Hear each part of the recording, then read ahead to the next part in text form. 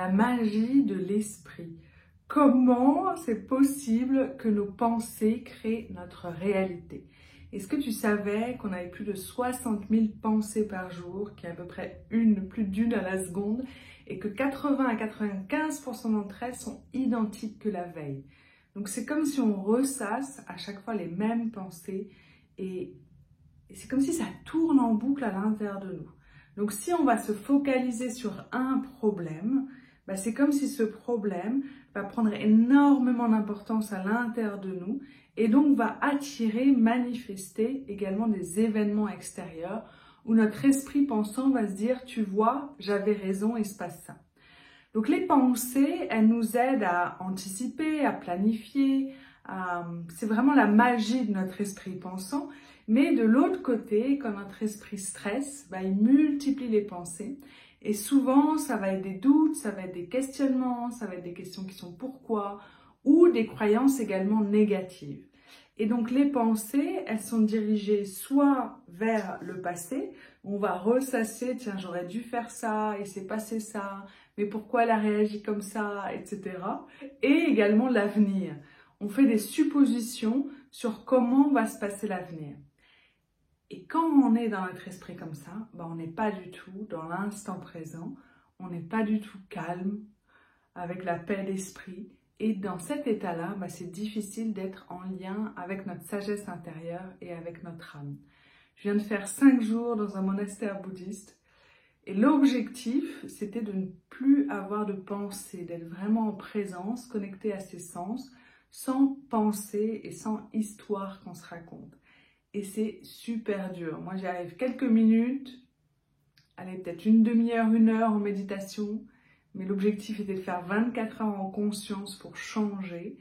Et c'est vraiment un challenge quotidien au lieu de multiplier ses pensées et d'avoir une pensée qui va dire pourquoi il m'arrive ça et d'en avoir peut-être 100 autres derrière, de juste s'arrêter à la première et de revenir à ses sens, de revenir dans l'instant présent et pouf, d'être beaucoup plus vivant et beaucoup plus en présence. Pourquoi? Parce que nos pensées créent notre réalité. Si par exemple, tu te dis, de toute façon, il m'arrive toujours des malheurs, ou j'arriverai jamais à trouver un travail qui me plaît, ou les hommes ne s'intéressent pas à moi parce que blablabla, ou je suis trop âgée pour. Et c'est comme si l'esprit va voir cette manière-là et avec notre libre arbitre, on va créer notre réalité avec cette croyance. C'est comme si on mettait des lunettes noires ou roses et qu'on voyait la vie de cette manière-là.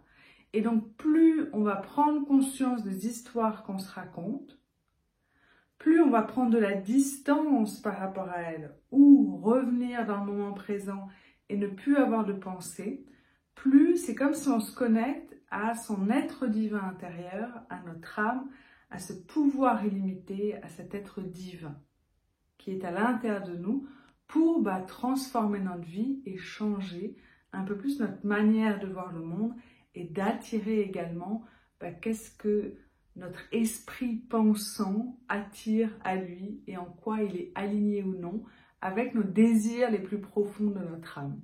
Donc moi, ce que j'aime, la petite astuce que j'ai envie de vous partager, c'est déjà de prendre conscience des histoires, des pensées, parce que des fois on n'a pas l'impression que c'est des histoires, on croit que c'est vrai. Mais les pensées qui se passent, est-ce qu'on va dire je suis nulle, j'y arriverai pas, et puis c'est pas possible, et puis lui a dit que, alors ça doit être parce que je suis, et donc on se raconte plein d'histoires dans notre intérieur.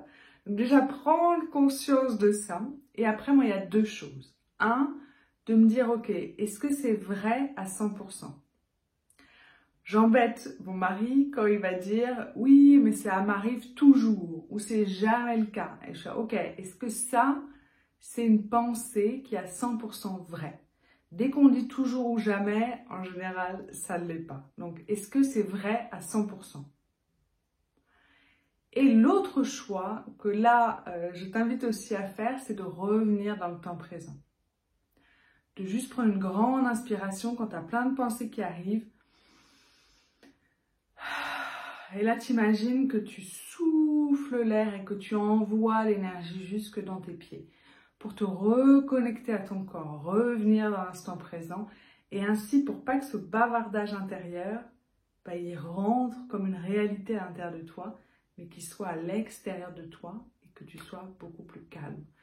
Ça demande beaucoup de pratique, mais c'est ça qui est fun, c'est qu'on a l'éternité pour s'entraîner à être en présence, pour s'entraîner à observer les prises de conscience qu'on a et de pouvoir revenir, soit en passant par notre esprit pensant et dire « Ok, est-ce que c'est toujours vrai à 100% ?» ou l'autre côté, revenir à ses sens, revenir dans l'instant présent avec une grande respiration. Si ça t'a plu, abonne-toi, ça me ferait plaisir de continuer à partager toutes ces pépites, toutes ces clés pour que tu puisses être plus connecté à ton âme et traverser ou t'amuser avec les challenges de la vie sans qu'ils deviennent une réalité qui soit difficile à vivre, mais que tu aies un cœur beaucoup plus léger à traverser les épreuves. À très vite, bye bye!